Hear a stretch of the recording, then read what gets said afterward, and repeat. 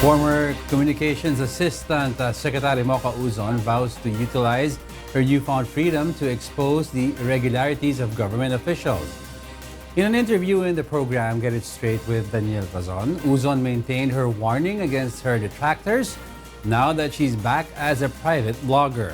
She also hinted during the interview at the identity of personalities who pushed her out of the Presidential Communications Operations Office, including 9 officials from the PCOO and 1 from the Philippine Information Agency, some left-leaning Solons who got irked by her interview with tribe leaders in Mindanao calling for protection against the CPP-NPA and some senators. Mga senador ang sinasabi mo. Sino bang mga senador? Kasi sabi ni... Sino ba mga tinutukoy mong mga... Di ba nag-guess mo yung hindi niya alam kung ano yung rebellion tsaka invasion? Oh, sino yun? Pero ang sabi niya... Natuloy nga senador, mga te. So, si Senator Risa Ontiveros yun. Ay sabi, ikaw nagsabi niyan, kuya. Hindi. Dahil siya yung nag-guess ko na nag-usap kami tungkol doon. The former assistant secretary. She also challenged Senator Ontiveros to answer the controversies being thrown at her. Walang akin lang ay sagutin niya itong anomalya sa 1.7 billion PhilHealth funds. Sagutin niya itong kaso laban sa kanya patungkol sa wiretapping at kidnapping. Yan ang mas malala. Uzon also said she remains undecided on whether to run for 2019 senatorial polls, but she plans to advocate on providing employment to ordinary Filipinos in the plight of Filipinos abroad in case she runs. The camp of ex-OFW party list Representative John Bertiz believes the complaint filed by former overseas Filipino workers before the House Committee on Ethics and Privileges should be lodged in court. In a complaint filed earlier, Sheila Mabunga accused Bertiz of disrespecting Filipino workers abroad and having conflict of interest. She also said Bertiz's recruitment agency changed her contract, deploying her as a household worker and not as a cook she applied for. She also claimed that Bertiz did not help her when she asked for assistance after suffering maltreatment. Bertiz's camp says Mabunga's case was already settled and that this is just part of a coordinated attack against him. According to the House Ethics Committee, there are loopholes in Mabunga's complaint, so they are leaving it to the members of the committee on whether to accept it or not. Hindi to strong complaint. Student groups from different universities linked to the alleged destabilization plot are set to conduct a Black Friday protest. This is following the release of the list of universities and colleges in Metro Manila that were accused of conniving with the Communist Party of the Philippines, New People's Army, in relation to the Red October plot. Para i-condemn, singilin si President Duterte sa ini-instill niyang culture of impunity, atmosphere of fear, at patuloy na pag-attack sa ating mga karapatan, lalong-lalo na sa iba't ibang mga usapin. Universities tagged by the AFP have denied involvement in the said destabilization effort. They also question the move of the military to disclose the list. Ilang solusyonan yan, kausapin muna nila yung mga institusyon, di ba? At kanilang i-validate yung kanilang so-called intelligence report, di ba? So, kumbaga, kung may intelligence report ka, kung ilalabas mo yan, eh di lalo ka lang nananakot ng tao. Youth students are also planning to hold a National Day of Walkout on October 12 to show that the youths are against what they call an authoritarian leadership of President Duterte. Malacanang, meanwhile, ensures that maximum tolerance will be applied to student activists who will air their sentiments against the government. Malacanang denies anew the speculations that President Rodrigo Duterte was hospitalized following his absence in a scheduled event in Malacanang on Wednesday. Presidential spokesperson Harry Roque says Duterte was just resting following his scheduled events on weekends. He just took the day off. And you can check the schedule. You have a copy of his schedule, right? The problem with the president is even on weekends, he visits military camps. I can't cope up, so I don't go with him anymore. The president also seems to be back to work based on a schedule provided by the palace, which includes a command conference with the military and the police and a dinner with the Philippine Military Academy Alumni Association in Malacanang. Roque also has this message for those who are wishing for the president to get ill. Maya naman kayo yung mga nagnanais na magkasakit yung presidente, no? Lalo kayo magnais na ganyan, lalo lumalakas. Correct, sir. Siguro i-reverse nila. Retired Major General Vito Piranha will undergo counseling and briefing for 2 months before he will be moved to the maximum security compound of the new Bilibid prisons. According to Bureau of Corrections Chief Ronald De La Rosa, this is to assess Piranha's condition and the kind of rehabilitation program he will undergo. De La Rosa also assures no special treatment will be given to Piranha and his convicted officers. The first 5 days, i-quarantine siya.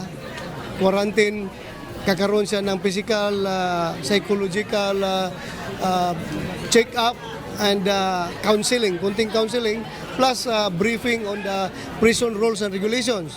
I-assess siya kung anong rehabilitation program or anong reformation program na ma-undergo niya.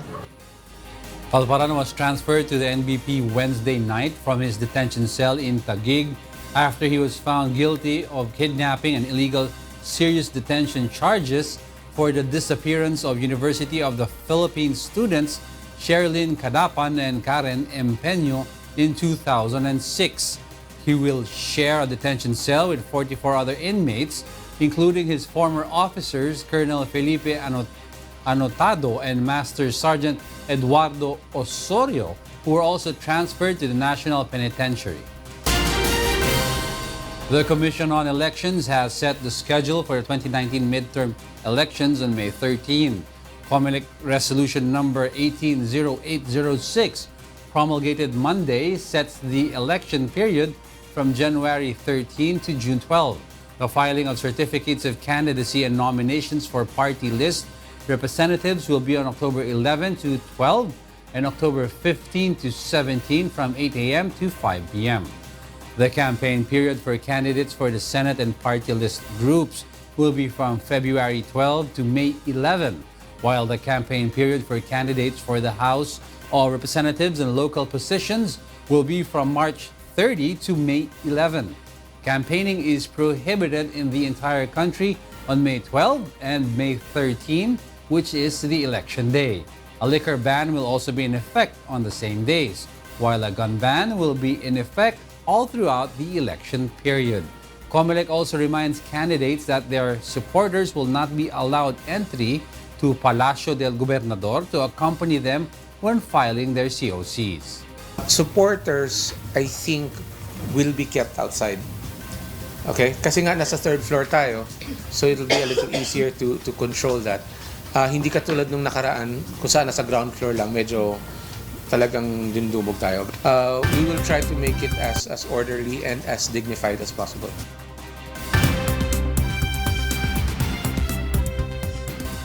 And for the news abroad, here's Kath Dumaraos from Bangkok, Thailand. Kath, good evening. Good evening, Diego. The Indonesian National Board for Disaster Management reports that faulty alarms failed to alert people about the oncoming danger of a tsunami triggered by magnitude 7.7 earthquake. The agency's spokesman Sutopo Purwo Nugroho says the alarms failed to alert most people before the tsunami because of poor maintenance. Some systems were also compromised at sea after fishermen tied their boats onto buoys containing alarm sensors, making them non-functional. In addition, officials say the country is suffering a critical shortage of advanced warning systems, as well as a lack of temporary shelter suitable for evacuation purposes. Heavy traffic is another issue hindering effective evacuations, with the majority of the population relying on their personal motor vehicles to flee from the danger zone. 1,407 people are confirmed to have died by Wednesday noon, with the victims all in the Palu, Donggala, Sigi, and Parigi Motong regions. The agency stresses that the casualties were mainly caused by the tsunami. However, the broken down alarms were inexcusable in worsening the extent of the disaster. A U.S. presidential test alert sent by the Federal Emergency Management Agency set American phones to buzzing. Beverly Saison tells us why.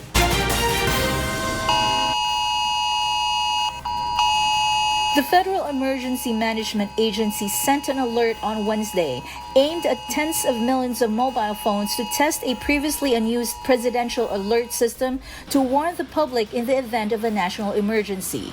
The test message was originally scheduled for September but pushed back to 2:18 p.m. Eastern Daily Time on Wednesday, with phones making a loud tone and a special vibration.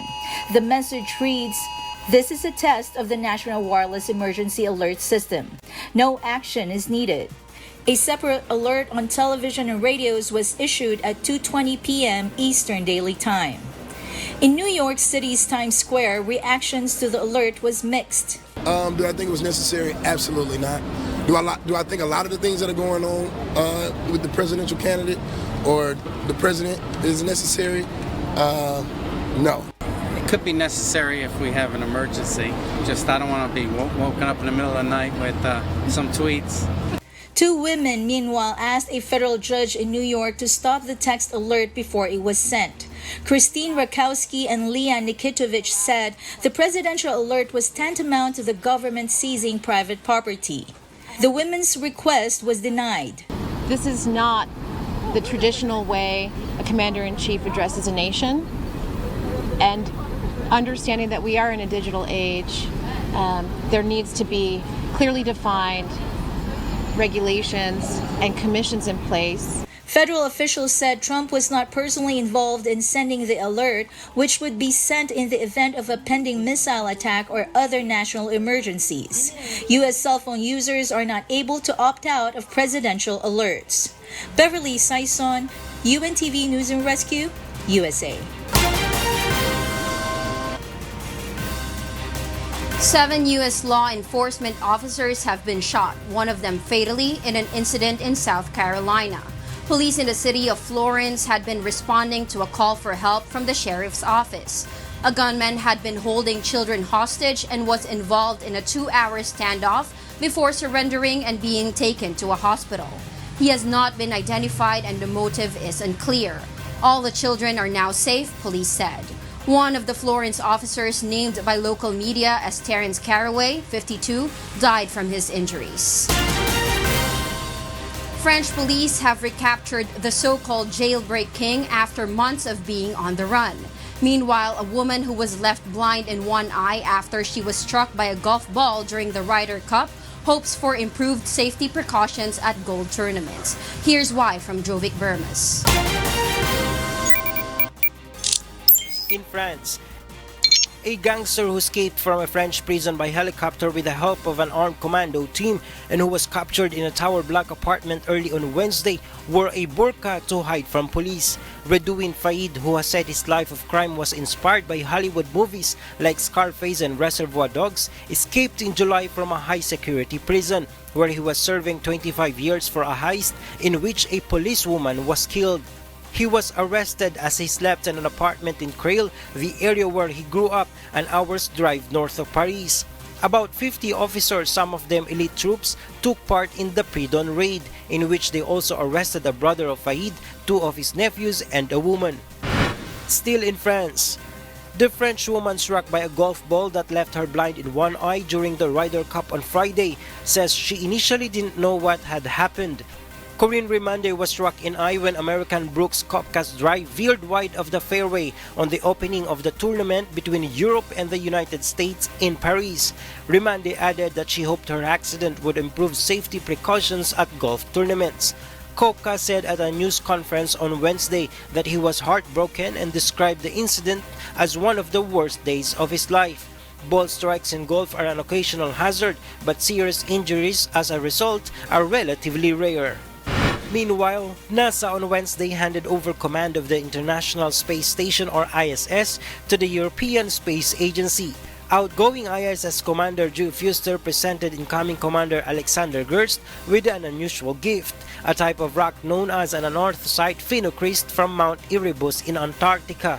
Gerst pointed out that humans have been in space every day for the past 30 years, referencing the former space station Mir, which operated from 1986 until 2001. Fustel is scheduled to return to Earth with fellow NASA astronaut Ricky Arnold and Oleg Artemyev of the Russian space agency Roscosmos on Thursday, October 4. Jovic Bermas, UNTV News and Rescue.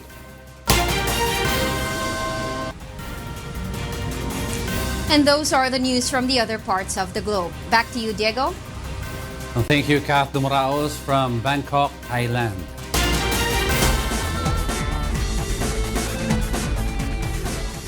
Argentina is preparing to host the 2018 Youth Olympic Games, which will begin on Saturday, October 6, with an unprecedented opening ceremony at Buenos Aires Central Obelisk.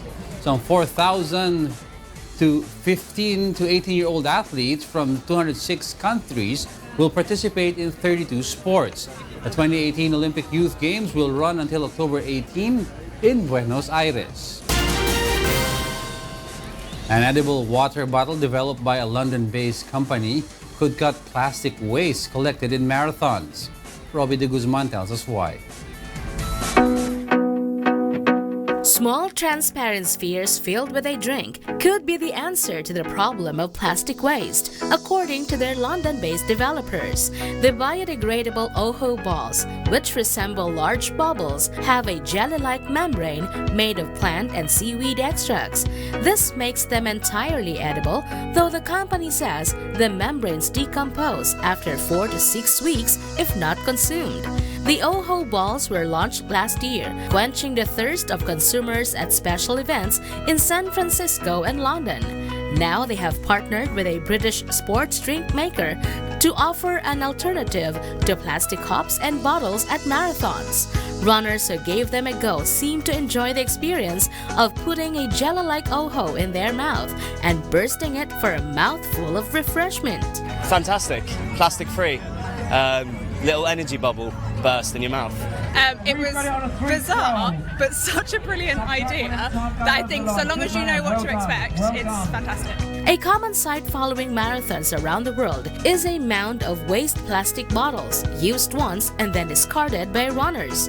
OHOs could offer a solution to this, the makers say.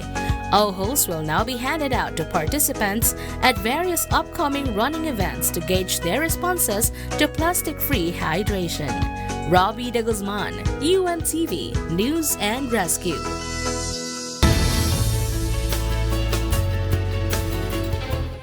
The Paris Motor Show unveils a unique attraction in a life-size Bugatti replica with over 1 million Lego pieces. Let's find out why from Leslie Longbowen.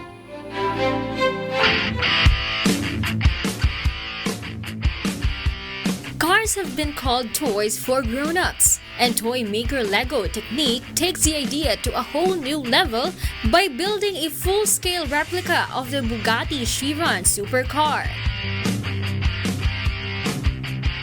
Built entirely with Lego plastic pieces, over 1 million, the blue Bugatti is one of the unique attractions unveiled at the Paris Motor Show.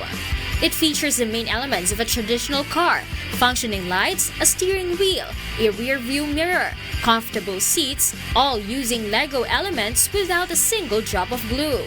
Around 30 people from Lego Technique put in over 13,000 hours of labor to build the replica of the Italian Bugatti Chiron.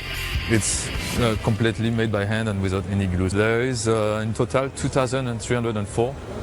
So put together and connected to the wheels so they can power the car and drive up to 30 km/h.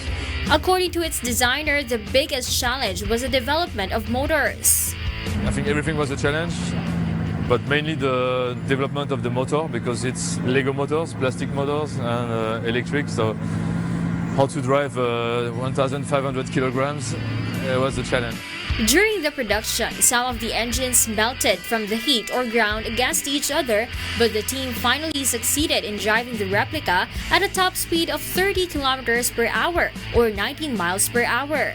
Lego Technique aimed to prove through the project that they could build anything with their plastic parts.